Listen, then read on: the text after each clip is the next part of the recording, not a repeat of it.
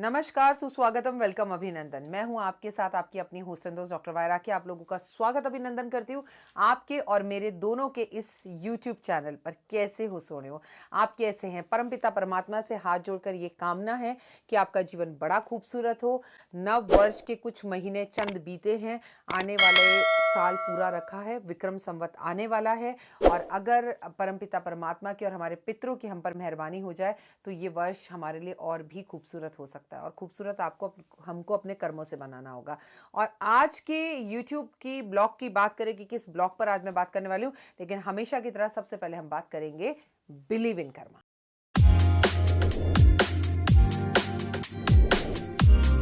हाँ जी, आज जो हम बात आपसे करने वाले हैं वो बहुत ही खूबसूरत टॉपिक है। और वो टॉपिक है अमावस का व्रत कब रखें, क्यों रखें, कैसे रखें, कब तक रखें और क्या करें और क्या ना करें। लेकिन बहुत दिन बाद शूट कर रही हूँ और अगर आज की तारीख पद की जाए तो आज है 12 फरवरी। और 12 फरवरी होता है झप्पी का दिन, यानी कि हग डे।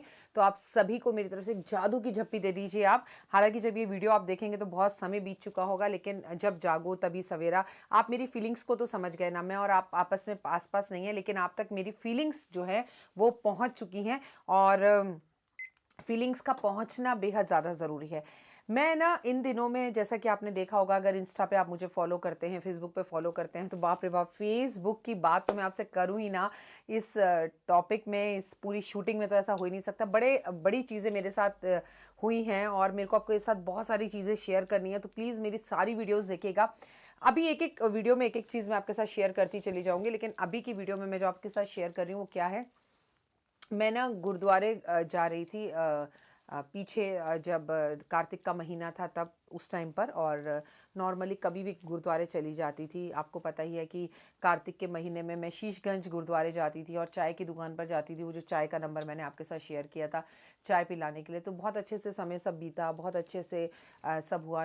और मैंने नव वर्ष की शुरुआत में भी 1 जनवरी को भी गुरुद्वारे वगैरह सब जाकर किया। तो मैंने नॉर्मली, मैं कोई मन्नत नहीं मांगती हूँ भगवान को, बस मैं इतना कहती हूँ, परमपिता परमात्मा अपना आशीर्वाद बना के रखना, तुम मेरे साथ रहना, क्योंकि सबका भला करना शुरुआत मुझसे करना। मैं एक बात मानती हूँ कि अगर भगवान मेरे साथ रहेंगे, उसकी एनर्जीज मेरे साथ रहेंगी, तो पहली बात तो मैं कभी किसी मुसीबत में या किसी समुद्र में या किसी मझधार में फंस ही नहीं सकती हूँ। और अगर मैं फंस भी गई तो वो एक क्षण भर की एक भ्रम होगा और उसमें से मैं निकल जाऊंगी। जैसे कि मैं आपको बता दूं कि एक बार शनिदेव ने जो है भोलेनाथ से कहा, शिव से कहा कि मैं आपके पास आऊँगा और आपके ऊपर अपनी शनि की सारसती दूंगा, चाहे मैं 2.5 घड़ी के लिए ही दूं, 7.5 साल के लिए ना दूं, पर मैं आऊँगा और आप बच नहीं पाओगे। तो शंकर ने कहा, हाँ हाँ हाँ, तुम और मुझे जो है शनि मुझ पर चढ़ेगा, ये तो कभी हो ही नहीं सकता और तुम ऐसा कुछ नहीं बिगाड़ पाओगे। शनि ने कहा, देव, आप मेरे गुरु हैं और आप मेरे परमपिता परमात्मा हैं, सब कुछ है, लेकिन फिर भी मैं आपके ऊपर आऊँगा और आपको जो है शनि की सारसती लगाऊंगा। कल मैं इतने घड़ी आ जाऊंगा, बस मैं आपको ये बताने के लिए आया था, तो मेरी गलतियों के लिए मुझे क्षमा कर दीजिएगा। शंकर भगवान ने कहा, ये शनि मेरा क्या ही बिगाड़ पाएगा, कुछ नहीं बिगाड़ पाएगा, ये मुझे आएगा तो ढूंढने, पर मैं इसे मिलूंगा नहीं। और जो शनि ने समय निर्धारित किया था, उस समय को जानकर शंकर भगवान जंगल के अंदर जाकर तपस्या करने लगे और छुप कर बैठ गए और घोर घने जंगल में चले गए। वो 2.5 शहर, मतलब 2.5 मिनट का समय बीता और शंकर भगवान पे से जो शनि की सारसती थी वो खत्म हुई। तो भोले बाबा अपने पर्वत की तरफ, हिमाचल की तरफ, अपने हिमालय की तरफ चलने लग गए। तो रास्ते में उन्हें शनिदेव मिले, बोले क्या हुआ, तुम तो आने वाले थे, तुम आए नहीं। तो शनिदेव मुस्कुराने लगे और मुस्कुरा कर कहते हैं, कौन कहता है कि मैं नहीं आया, मैं तो आया था। आप ये सोचिए कि आपको पार्वती माँ को छोड़कर, गणपति को छोड़कर, कार्तिकेय जी को छोड़कर, अशोक सुंदरी को छोड़कर, नंदी को छोड़कर, अपने इतने खूबसूरत विशाल बर्फ से भरे हुए पर्वत को छोड़कर जंगलों में आना पड़ा, चाहे 2.5 घड़ी के लिए आना पड़ा। यही तो शनि है। तो शनि की दृष्टि से और कर्मों से तो कोई भी नहीं बच पाता, बट ये कुछ समय के लिए होता है। अगर परमपिता परमात्मा पर आपका दृढ़ निश्चय हो तो आप इस कष्ट और तकलीफ से भी बाहर आ सकते हैं। बस ऐसा ही कुछ फेसबुक पर भी हुआ था। बस आप निश्चय बनाकर रखिए। तो मैं गुरुद्वारे जा रही थी। तो सुरेश जी का कोई काम नहीं हो रहा था, मेरे पति देव। तो वो बड़े परेशान थे। नॉर्मली मैं भगवान से कभी कुछ नहीं मांगती, मैं जानती हूँ तुम्हें क्या, मुझे क्या चाहिए तुम बहुत अच्छे से जानते हो। हे परमपिता परमात्मा, आप अपना आशीर्वाद मुझ पे सदैव बना के रखना और आपकी कृपा मुझ पे बनी रहे, बस मैं ऐसा बोल देती हूँ, ठीक है। तो मैंने गुरुद्वारे में ना कोई मन्नत मांग ली। मैंने कहा भगवान जो भी काम है ये हो जाए, और अगर ये हो गया तो मैं चलिया करूँगी 40 दिन लगातार गुरुद्वारे। मैं आपको एक बात क्लियर भी कर दूं, मैं तो 22 साल 23 साल शादी को हो रहे हैं।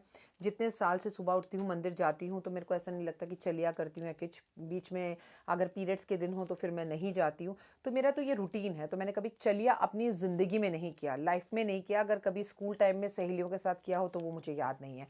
तो मेरी मन्नत यूं ही पूरी हो गई, बस मैंने ऐसे बोला और मन्नत पूरी हो गई। मैंने कहा अरे वाह, तो मैंने गुरुद्वारे का चलिया किया। मेरे को गुरुद्वारे का चलिया करके बहुत अच्छा लगा। तो वहाँ की कुछ बातें आपके साथ शेयर करना चाहती हूँ, फिर हम वीडियो पर बात करेंगे। वहाँ इतना आनंद आया, इतना आनंद आ रहा है। मेरा चलिया 15 फरवरी की सुबह कंप्लीट होगा। और ये बस आप लोगों के आशीर्वाद से, जो घर में आपके बड़े बुजुर्ग बैठे हैं और मुझे आशीर्वाद देते हैं, आप जो दुआएं मुझे देते हैं उसकी वजह से और वाहे गुरु की वजह से तो हुआ है। पर मेरी सोच, मेरी ज़िंदगी, मेरी थिंकिंग बहुत ज़्यादा गुरुद्वारे में जाकर बदली। मुझे बहुत सारे टॉपिक्स वहाँ मिले जिस विषयों पर मैं आपको आगे की वीडियो में बताऊंगी कि गुरुद्वारे के मेरे एक्सपीरियंसेस कैसे रहे। मतलब बेला में, अमृत बेला में जब हमारे मंदिर बंद होते हैं, मंदिर खुलते भी नहीं हैं, और गुरुद्वारे के अंदर सुबह 3:30 बजे से महिलाएं इकट्ठा होना शुरू हो जाती हैं। वहाँ लोग बड़ी सेवा करते हैं। वहाँ कोई सफाई कर्मचारी नहीं है, कोई जूते उठाने के लिए नहीं है। वहाँ जो लोग आते हैं वही सेवा करते हैं। गरम गरम हलवा बन जाता है, अरदास होती है, गुरुद्वारा पूरा साफ होता है, चमक रहा होता है। अपनी अपनी ड्यूटी सब अपनी ईमानदारी से निभा रहे होते हैं। और हमारे देश में से जो भारतीय सभ्यता संस्कृति खत्म होती जा रही है, याद है ना, हमारे यहाँ पत्तल, पेड़ों के पत्तों के पत्तल पर खाना खाया जाता था और उनका इस्तेमाल किया जाता था। अभी भी गुरुद्वारे में जब आपको प्रसादा देते हैं ना, तो वो डोनों में देते हैं, और वो पत्तल के बने हुए, पेड़ों के पत्तों के बने हुए डोने हैं। तो बड़ा अच्छा लगता है वहाँ जाकर कि अभी भी कल्चर जिंदा है। यहाँ कहीं पर पत्तल का काम हो रहा है। अगर पत्तल का काम हो रहा है और गुरुद्वारों में इन पत्तलों का इस्तेमाल हो रहा है, तो सोचिए कितने लाखों लोगों की रोजी रोटी का उसके अंदर इस्तेमाल होता होगा। गुरुद्वारे में सर ढककर जाना बेहद ज़्यादा ज़रूरी है। मास्क लगाना ज़रूरी है। पैरों में जुराब नहीं होनी चाहिए। पहले हाथ धोइए, फिर कुल्ला कीजिए, फिर पैरों को धोइए, और उसके बाद गुरुद्वारे में प्रवेश। मतलब व्यवस्था जो है ना, इतनी ज़बरदस्त व्यवस्था है। और अंदर घुसते ही ऐसा लगता है जैसे वैकुंठ में आ गए हो। संपूर्ण शांति मन की जो मुझे मिली, जो 40 दिन मेरी ज़िंदगी, मेरी व्यक्तित्व, मेरी पर्सनालिटी, मेरी अपनी पर्सनल सोच के अंदर जो चेंज आई, ओए हुए, मैं आपको शब्दों में नहीं बता सकती। मेरा आपसे एक निवेदन है कि आप अगर अपनी ज़िंदगी में बेहद ज़्यादा परेशान हैं, तो परमपिता परमात्मा को एक बार गुरुद्वारे जाकर भी ज़रूर ढूंढ लीजिए। गुरुद्वारे जाइए, चलिया कीजिए, और चलिया करने से पहले मन्नत प्रभु से मांग लीजिए, और उसके बाद चलिया कीजिए। नियमित रूप से कीजिए। जैसे मैं बिना कुछ खाए सुच्चे मुँह गई गुरुद्वारे। कई बार ऐसा भी हुआ कि मैं एक दिन, बड़ी ज़बरदस्त दिल्ली में बारिश थी, बड़ी ज़बरदस्त बारिश थी, बड़ी ज़बरदस्त, इतनी ज़बरदस्त, झमझम झमझम करके 4 बजे से हो रही थी। तो घर में तो मैंने पूजा कर ली। फिर उस दिन मैं करीबन 11 बजे के करीब गुरुद्वारे गई थी। इनफैक्ट मुझे तब भी जाकर बहुत अच्छा लगा। वे वैसी ही व्यवस्थाएं थी। तो अगर आप किसी चीज़ से हारे हुए हैं, तो एक बार गुरुद्वारे का चलिया करके, या मंदिर का चलिया करके, साईं बाबा के मंदिर का या माँ दुर्गा का चलिया करके देखिएगा, आपको बड़ी राहत मिलेगी।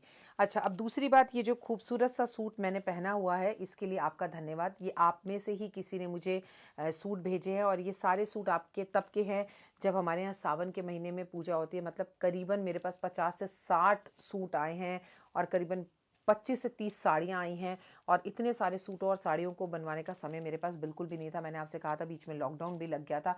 तो अब आपके, मैंने इससे पहले वाली जो वीडियो शूट करी है उसमें भी आप ही का दिया हुआ सूट पहना था। इनफैक्ट ये इयर रिंग्स भी आप में से किसी ने भेजे हैं। तो मैं आपको ये इसलिए बता रही हूँ कि आपकी दी हुई चीज़ें मैं नर्म सर सदके है मेरे, मैं सर पर अपने सर का ताज समझकर उन्हें पहनती हूँ। ऐसा बिल्कुल मत सोचिएगा कि हम मैम को इतनी शिद्दत से चीज़ें भेजते हैं और मैम नहीं पहनती। आगे पीछे देर हो सकती है, पर हम कहाँ जा रहे हैं, हम तो एक दूसरे के साथ ही हैं। पर आप सबके कपड़े एक एक करके मैं ज़रूर पहनूंगी। कुछ आपको इंस्टा पर दिखेंगे, कुछ आपको फेसबुक पर दिखेंगे, और कुछ आपको यहाँ दिखाई देंगे।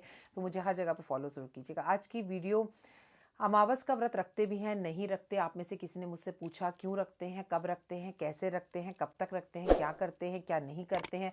तो ये तमाम तरह के सवालों के जवाब मैं आज आपको दूंगी। आप में से बहुत से लोग होंगे जो अमावस पर पैदा हुए होंगे। आप में से बहुत से लोग होंगे जो अमावस को बुरा मानते होंगे, लेकिन आप में से बहुत से लोग होंगे जो अमावस पे विशेष पूजा करते होंगे।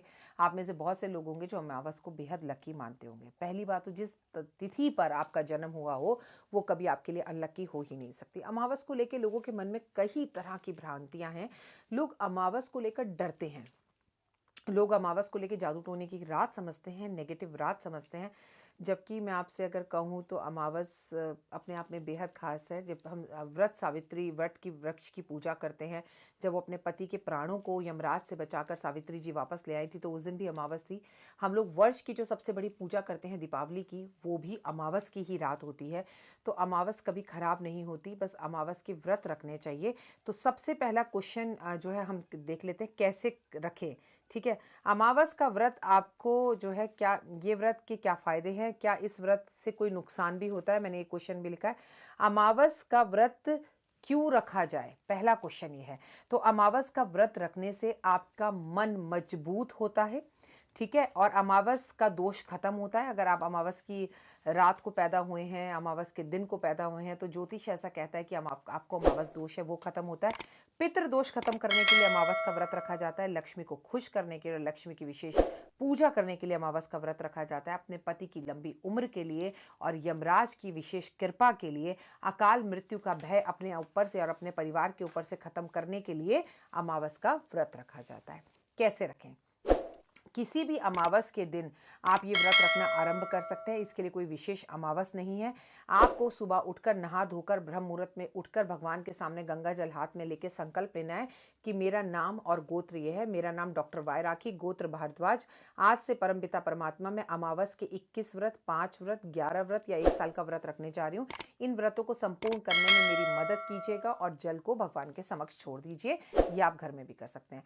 व्रत कैसे रखना है, तो इस तरह से व्रत की शुरुआत करनी है। व्रत में नमकीन खाएं कि मीठा खाएं, ये टोटल आपकी मर्जी है कि मीठा और नमकीन खाएं। जैसे पूरा दिन में फलहार कर लीजिए आप, ठीक है, लस्सी पी लीजिए, दूध पी लीजिए, फल खा लीजिए, ड्राई फ्रूट्स खा लीजिए, और शाम के समय पर आप एक टाइम का भोजन ग्रहण कर लीजिए। और वो मीठा और नमकीन खाना है वो आपकी मर्जी है कि मीठा नमकीन रखना है वो आपकी मर्जी है। कई लोग पूरा मीठा रखते हैं तो कई लोग इस व्रत को पूरी तरह से नमकीन रखते हैं।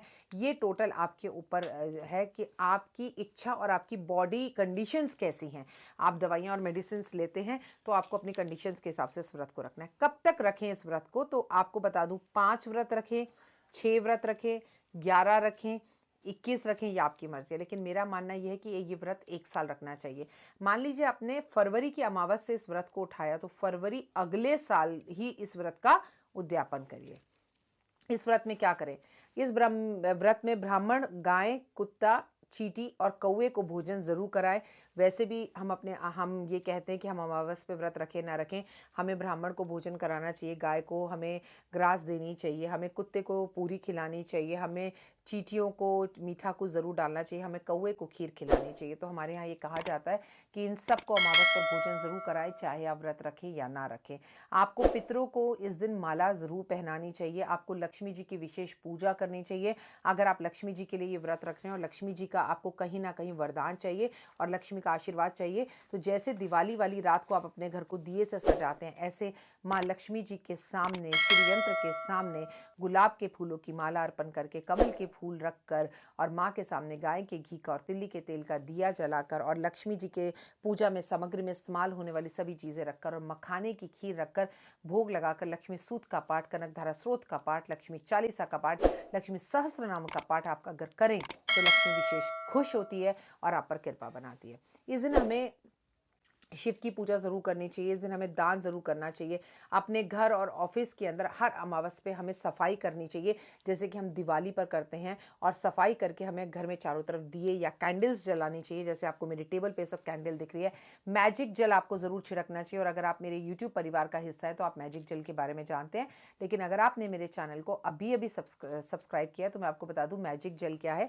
आपको एक स्प्रे बॉटल लेनी है, उसमें गुलाब जल, गंगा जल, गोमूत्र और फिटकरी पीस कर उसका चूरा मिलाकर अपने घर में बॉटल में रखना है। इसे मैजिक जेल कहते हैं और इसे अमावस के अमावस अपने पूरे घर में छिड़काव करना चाहिए और इसे अपने ऊपर भी छिड़कना चाहिए और नहाने के पानी में भी इस्तेमाल करना चाहिए।